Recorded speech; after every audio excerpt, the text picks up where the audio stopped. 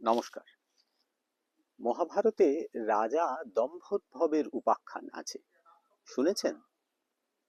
যখন কৃষ্ণ দৌত্য করতে গিয়েছেন পাণ্ডবদের হয়ে কৌরব পক্ষের কাছে, তখন ধৃতরাষ্ট্র এবং দুর্যোধনকে সকলেই কৃষ্ণ সহ বোঝানোর চেষ্টা করছেন কেন তাদের যুদ্ধে যাওয়া উচিত নয়, কেন পাণ্ডবদের সঙ্গে যুদ্ধ না করে তাদের সঙ্গে শান্তি স্থাপন করা উচিত।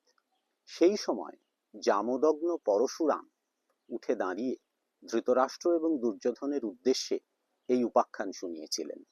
কারণ তিনি বোঝাতে চেয়েছিলেন যে অনাবশ্যক অহংকার এবং দম্ভ মানুষকে তার পতনের দিকে ঠেলে দিতে পারে। পুরাকালে দম্ভোদ্ভব বলে এক রাজা ছিলেন। আত্মগরিমায় তিনি অন্ধ ছিলেন। তিনি সকলকে সবসময় জিজ্ঞেস করে বেড়াতেন, আমার মতো পরাক্রম আর কারো এই পৃথিবীতে আছে কি?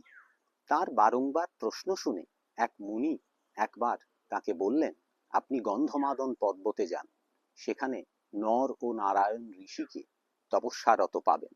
আপনার পরাক্রম তাঁদের ক্ষমতার কাছে অত্যন্ত তুচ্ছ। রাজা চললেন গন্ধমাদন।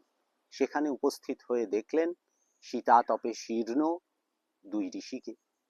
তখন তিনি তাদেরকে যুদ্ধে আহ্বান করলেন।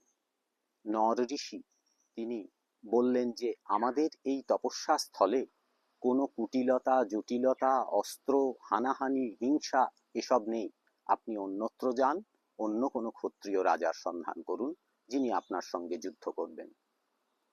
এদিকে দম্ভোদ্ভব রাজি হলেন না। তার বারংবার প্ররোচনা দেওয়ার কারণে তখন নর ঋষি একগুচ্ছ ইশিকা হাতে তুলে নিলেন, অর্থাৎ কাশ তৃণ। সেই দিয়ে তিনি দম্ভোদ্ভবের সেনাকে আক্রমণ করলেন।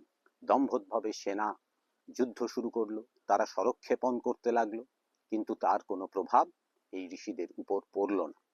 এদিকে সেই তৃণর প্রভাবে গোটা আকাশ সাদা হয়ে গেল এবং সকলে মারা পড়তে শুরু করলো।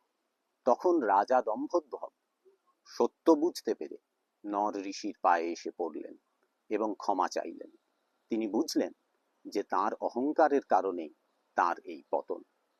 নর ঋষি আর কেউ নন, পরবর্তীকালে অর্জুন হয়ে জন্মগ্রহণ করেছেন।